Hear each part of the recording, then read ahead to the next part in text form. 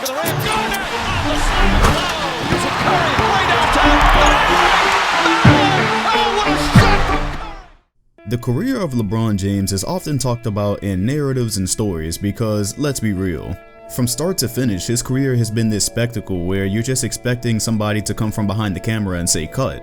And I've even had a good deal of fun on this channel myself throughout the years telling the story of his career. However, today I'm aiming to do something a bit different. The NBA Finals are nearly among us, and we're expecting Giannis Antetokounmpo to start his final story against the Golden State Warriors.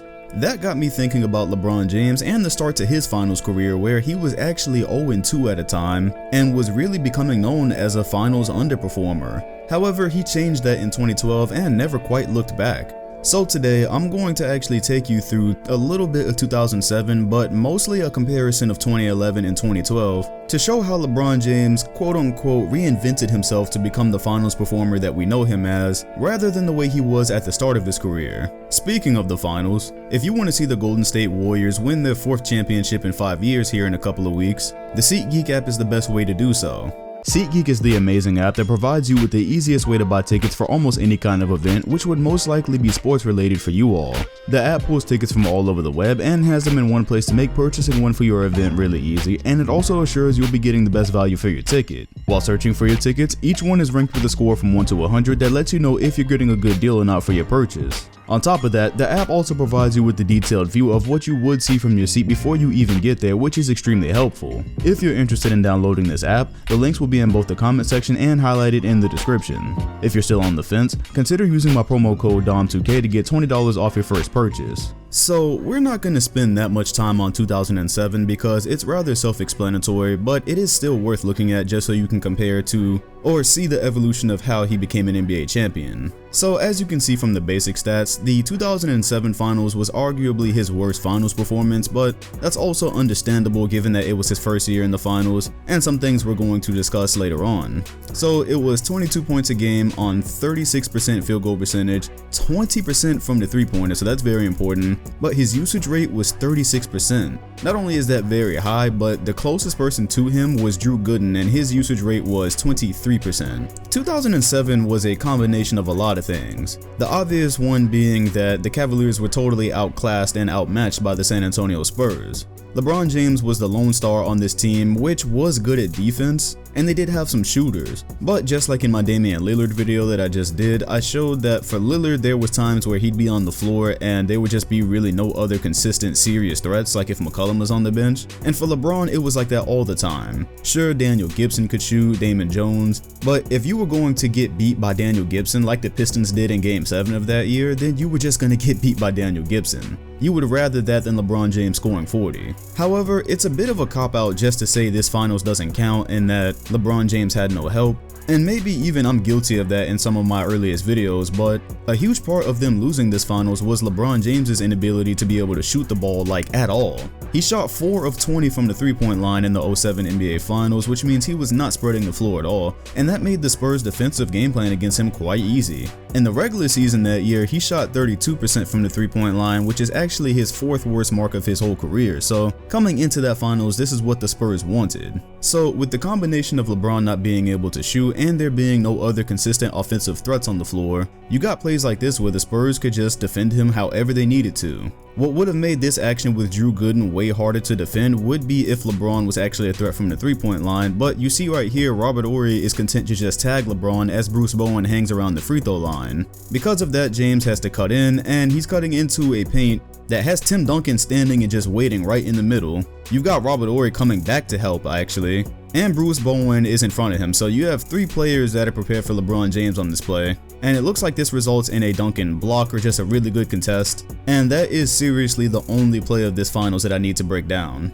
The Spurs were able to do this all series, keep multiple people attending LeBron James. Bruce Bowen, being the capable defender that he was, is able to keep his body between him and the rim, and this often led to LeBron just taking jump shots and discouraging his main course of attack, which was the drive. I actually will show one more play from this finals because you might be asking, well, the 07 Cavs, they had shooters. And it sounds like it's for the same reason the Bucks have shooters, is to cover for Giannis not always being able to create, and that's the same problem LeBron had at this age. And that's where the Spurs defense comes in and the way it was set up. First of all, you see on this play he's going to get a screen from Ilgauskas, Duncan is going to tag. Now I believe this is Sasha Pavlovic, and I'm surprised he didn't just shoot this because from what I remember he was a decent shooter, and Ginobili is caught up on a screen right here, so instead of looking to shoot, he's looking for Ilgauskas. Now I bring this specific play up because in theory this should work. You've got two shooters that have a decent look at the rim. Well, for one thing on this play, Ilgauskas could have actually faded instead of rolling to the rim. He could have popped out. But if he pops out, Horry is going to come out and grab him, or at least show long enough for Duncan to recover. Now, Horry's show would leave a wide open lane for Drew Gooden to just dive. But again, since LeBron James was not a proficient three-point shooter, Bruce Bowen is probably going to jam that up. He's going to have his hands up there. He's not going to just let a clean pass come through. And by the time LeBron James starts to drive, everybody's in that area, everybody's in the painted area, and the Spurs defense is able to fly around, they're able to recover really well all series. So those are just some things to show you what made the 07 finals really a cakewalk for the Spurs. This wasn't difficult. That takes us to the 2011 finals, which is notorious. A lot of people call that LeBron's worst finals performance, but I don't know, that could be debated with 07. Anyway, some things changed by the time 2011 rolled around. This is 4 seasons later. LeBron James was physically more mature, he was a smarter player, he'd won some MVPs, he'd grown up in the league by this point. Now, the problem became, this was LeBron's first time playing with talent of this level. He'd never had anything close to a Dwayne Wade or Chris Bosh. And as we know, LeBron loves to facilitate. He's been criticized in his career for not taking over at appropriate times or being a bit passive, and the 2011 finals were set up for him to do just that. It was the biggest stage, he finally had help, but there was not yet a consensus on whose team this actually was. LeBron and D Wade had not yet had that conversation. So that led to this series, which we are going to compare to the Thunder in a minute. But for 2011, he averaged 18 points a game, shot 48%, 32% from the three, but only had a usage rating of 23%. That's super significant because that ranked him third on the team. He was behind both Bosh and Wade that year, and Wade was at around 30% for that finals. So what the Mavericks actually did in this series, it was brilliant. They really took advantage of LeBron and D Wade not yet knowing or having a real hierarchy or pecking order. They set the defense up to discourage LeBron in that series, and instead of him being extremely aggressive and maybe trying to force his way through it like he would have if he was the only star on the team, he was very content to just pass it off, let D Wade handle the ball,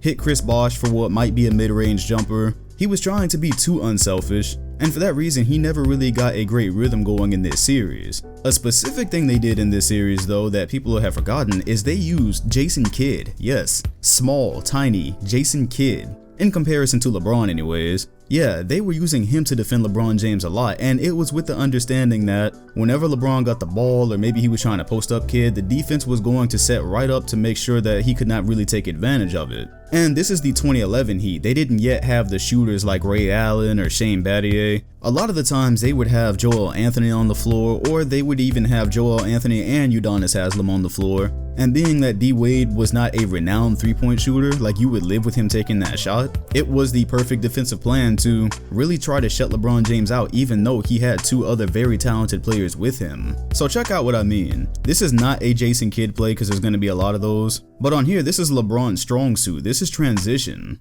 And if you can stop LeBron in transition, you can really take away a good part of his game, at least back then. So he's actually able to get by Sean Marion, who was a bit distracted by Chris Bosh. But look, as soon as he's going to the paint, Tyson Chandler steps up, gets in a beautiful defensive position. His arms are up to block that pass that could have easily gone to Joel Anthony. LeBron has left his feet, which again, his decision making is so much better in 2012, you're going to see. But since he's left his feet here, he's got to try to swing a difficult pass to Dwayne Wade that nearly gets intercepted. And yeah, this was actually out on the Mavs. But it shows you what the defensive focus was, even in transition, which was one of his strongest suits. The Heat were just totally confused by Dallas's defense, and this is something that got so much easier in the next year. But on this specific play, they actually get Jason Kidd switched on to LeBron James, which seems favorable, but watch as he takes the screen from Chris Bosh and Tyson Chandler shows just long enough for Jason Kidd to recover. Now, here's where I say the Heat were confused. At the same time, they had Udonis Haslem up here trying to set a screen on Jason Terry. So when LeBron came to that side of the floor, Dallas's defense was just set up beautifully. You don't have to worry about Haslem right here because you've got defenders that are just like a couple of steps away from him if he's going to take a mid-range. And you've also got LeBron covered. Udonis slips the ball back to LeBron, but he's not getting deep into the paint here with Dirk Nowitzki stepping up and Tyson Chandler right there, which is interesting because I think this is what you saw the Heat do better, is use Chris Bosh more as a jump shooter than a post guy in later years. And so probably in the years after this, you'll see Chris Bosh a little bit farther out so Tyson Chandler can't just be down here, but for the time being, they were able to jam LeBron this entire play. Look how Dallas is able to discourage LeBron this entire play even though it's Jason Kidd initially on him. Udonis Haslem sets the screen, and Dirk immediately comes out to guard the pass or just guard that side so LeBron really can't go anywhere. Now, important part about this is Chris Bosh is all the way out here, Tyson Chandler is all the way over here in the paint. Again, Bosh got better at threes as the years went on, so this same thing, it wouldn't have been a great strategy, but that being said, with this long pass, because this was a cross-court pass, Tyson Chandler was able to recover either way. So time clicks off the clock,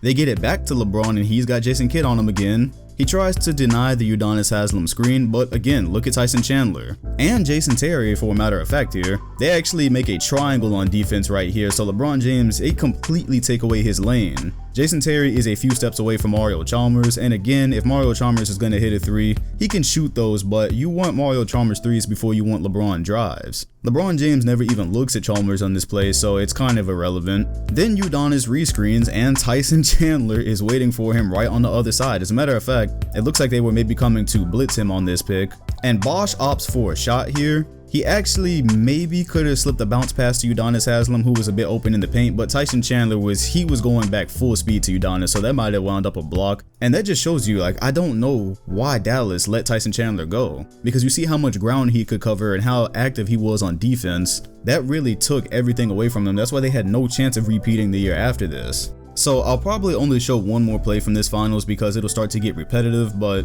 this one is of a different variety, and I can just show you how LeBron was being passive and how he was so much more comfortable having so much talent on the floor next to him. Here he's actually got Jason Kidd in the post, and he allows Jason Kidd to deny him in the post. He's got his back turned to the basketball here, and ideally, again, this is Kidd in the post, you want to flip over and try to pin him. There is no way you could convince me that LeBron could not get position on Jason Kidd. Now, that being said, the Mavericks were definitely prepared for that. On this side of the floor, you've got Joel Anthony and Dwayne Wade. Dwayne Wade is headed towards the three-point line, so again, you'll live with the Wade 3 before LeBron post, and Joel Anthony is not relevant on offense. So if LeBron were to get this post, it's highly likely Dirk Nowitzki was coming over to help. They were not just going to let him sit in the post on Jason Kidd, obviously. They had no intentions of that. But just the way that they were able to discourage him, having the defense even set up that way, you see this play just turns into Chris Bosh giving it to D Wade.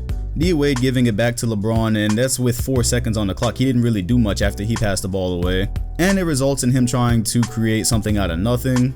And he drives straight into like 4 defenders. JJ Barea tries to help. Dirk Nowitzki sliding in. Tyson Chandler is there to contest. So they discouraged him completely on that play, and they were ready for anything he was going to do.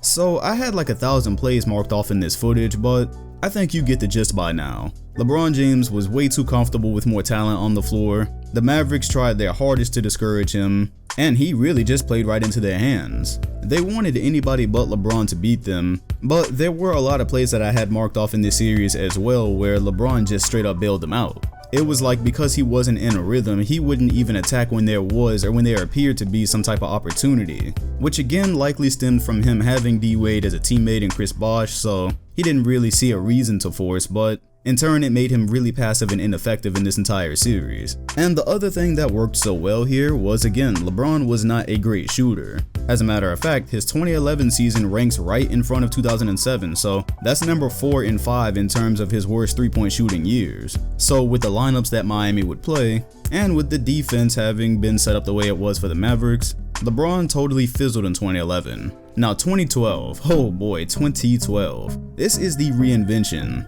This is after the summer where Dwayne Wade and LeBron have that conversation, and Wade said, look, I was the one originally in Miami, but the offense is yours now. You go be the best player. You are the best player in the NBA. You go out there and play like it. And that might just sound like a cool storybook moment, but oh, it was so important. That contributed to knocking his final stats up to 29 points a game. Still shot 47%, but again, this is different because this time he had 32% usage rating. And what might shock you here, because it shocked me, was that LeBron only made 3 3-pointers in the 2012 NBA Finals. Yeah, he shot 18%. So we'll talk a little bit about that and how that factors into all of this, because it definitely goes against the fact that he wound up shooting 36% that year, and that is with 16 less games. It was the lockout year. Nevertheless, teams were still more afraid of him from behind the line than they had been up to that point. Now, the crazy thing is, you're going to see it in the footage. You're going to see two things. One, you will see LeBron James and Dwayne Wade's conversation in the way that LeBron plays. That's one. And two,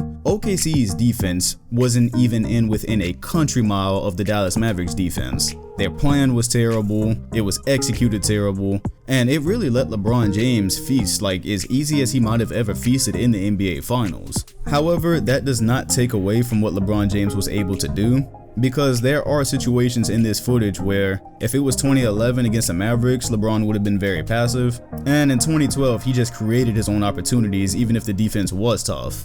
First of all, look at this shit. For a good amount of time here, there's barely anybody even looking at LeBron that could do anything about what's about to happen. Standing on the 3-point line all by himself, he's able to cut right in, get a good fake on Kevin Durant, and an easy bucket. There's no help defense here. Kendrick Perkins, he's far back in the paint.